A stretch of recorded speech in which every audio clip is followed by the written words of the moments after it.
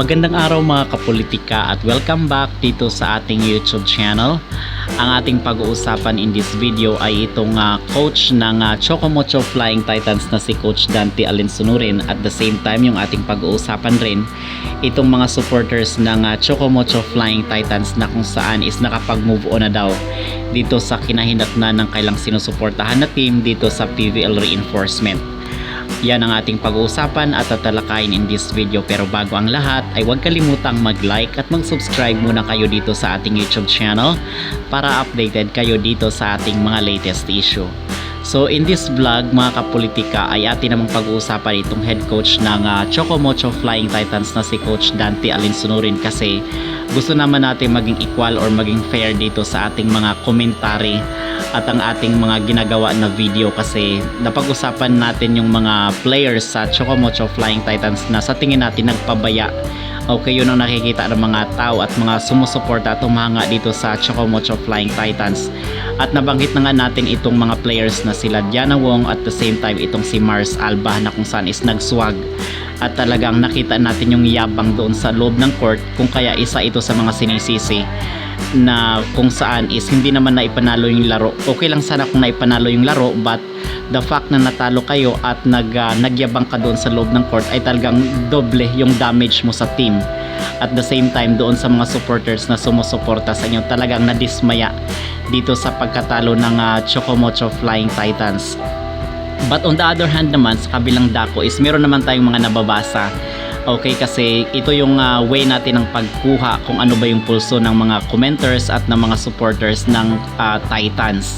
So ang sinasabi nila ay nakapag-move on na raw sila dito sa kinahinatnan ng Chocomocho Flying Titans sa PVL Reinforcement, at ang sinasabi nila ay magbakasyon na lang daw ng maaga itong Titans at magpahinga kumbaga para sa susunod na liga, which is itong All Filipino Conference. Kumbaga bumawi na lang doon sa susunod na game. Okay, kasi mga kapolitika, meron tayong nakita na post ni Madi Madayag, itong isa sa mga blockers ng Titans, at ang sabi doon is through thick and thin. Okay, so ibig sabihin nun is kung matalo or manalo man sila dito sa susunod na laban, kasi very crucial nga, ito yung mag-determine kung talagang makarga sila or makakasampa sila dito sa Final 8 or hindi. Kasi ngayon, as we speak, is pinag-aagawan pa ng Titans at itong Farm Fresh Foxes itong maging Final 8. So depende yan sa maging laro ng Farm Fresh at yung maging laro rin ng Chocomocho Titans bukas. Okay, kasi today is maglalaro itong Farm Fresh versus dito sa Akari Chargers. So abangan na lang natin mga kapolitika.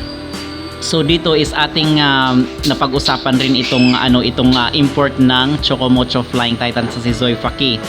Actually mga kapolitika, parang nakikita ko na parang unbothered itong mga players ng Titans. As usual, parang hindi sila apektado sa mga bashing, at the same time dito sa mga sinasabi ng mga netizen bakit sila natatalo. Okay, at nakikita ko pa nga dito na itong si Zoe Faki parang tila active dito sa social media. Okay, at marami ang at to the point na pini-personal message na itong si Zoe Faki ng mga netizen na galit nga dito bakit hindi siya makaangat dito at umuusad dito sa kanyang team. Okay, so wala na tayo ditong magagawa mga kapolitika, kasi sa tingin natin ito talaga yung pinakamalaking pagkakamali ng si Coach Dante, kasi napanood natin yung interview ni ni Coach Roger Goreb, di ba, dito sa pagkatapos ng game nila ng Capital One ay ni-interview yung mga players at itong coach din all throughout the match. So ano ba yung naging game changer at ano yung mga ginawa ng coach. So ang sinasabi kasi dito, tinanong itong si Coach Roger Gorayev, ano daw ba ang reason bakit niya kinuha itong si Marina Tushova. Okay, so doon is sinabi ni Coach Roger Gorayev na may nag-send daw sa kanya ng video. Dalawang video daw yung sinend. Tapos yung unang video daw, kasi naghanap sila noon ng mga import, di ba? Bago pa nagsimula itong PVL Reinforcement. Naghahanap sila ng mga import sa iba't ibang bansa, at nakita daw may nag-send itong kay Coach Roger Gorayev ng isang video. So yung unang video is sinabi niya kasi yung import, kukuha siya ng import sa Russia. Okay, so dito na bansa.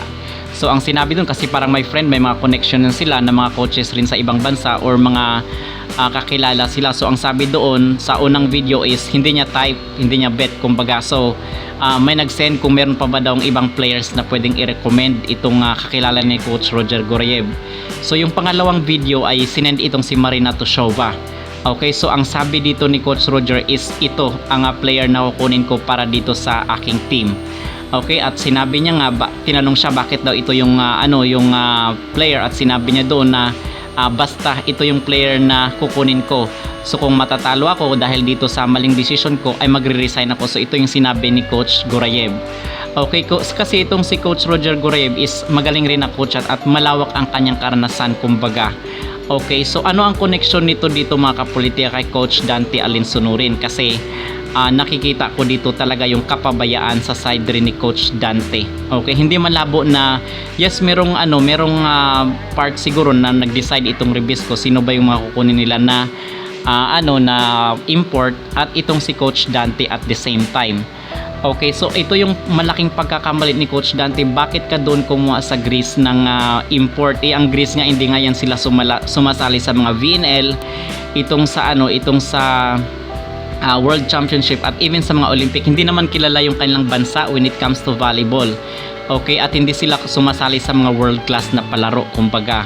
Okay, so ito yung sa tingin natin mga kapolitika na connection dito sa sinasabi natin kay Coach Roger na ito talagang coach ang may pinakamalaking pagkakamali dito sa Chocomocho Flying Titans. At bakit ito yung import na nakuha nyo, na kung saan is yung bansa na pinanggalingan niya is hindi naman sikat doon sa sa larangan ng volleyball.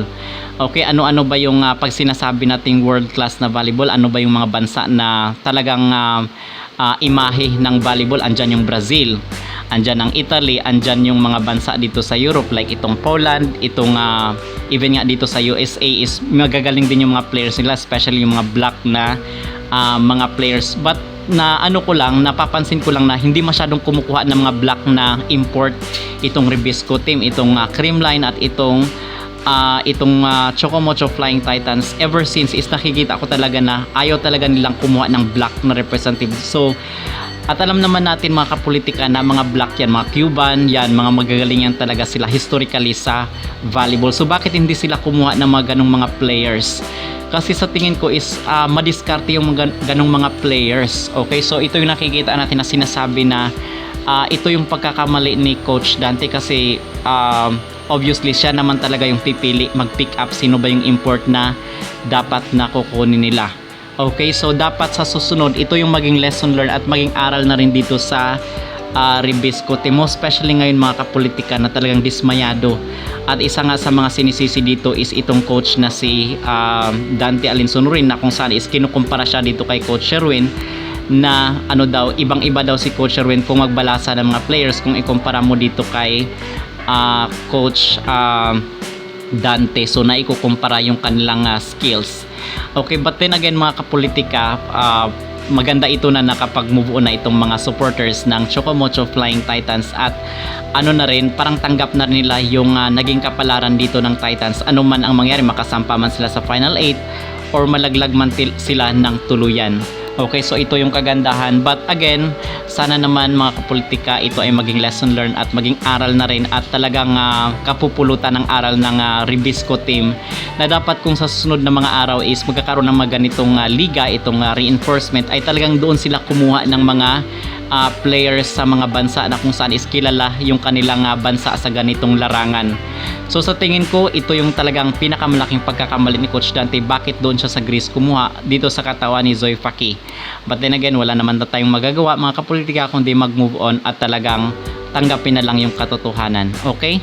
So yun ang aking personal na commentary dito sa naging leadership ni Coach Dante dito sa Chocomocho Flying Titans. Kasi ako personally is nanghihinayang rin ako dito sa team.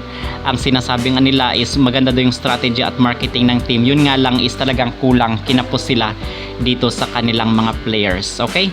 So mga kapolitika, huwag kalimutang mag-comment down below at huwag kalimutang mag-like at mag-subscribe rin kayo dito sa ating YouTube channel para updated kayo dito sa ating mga latest issue.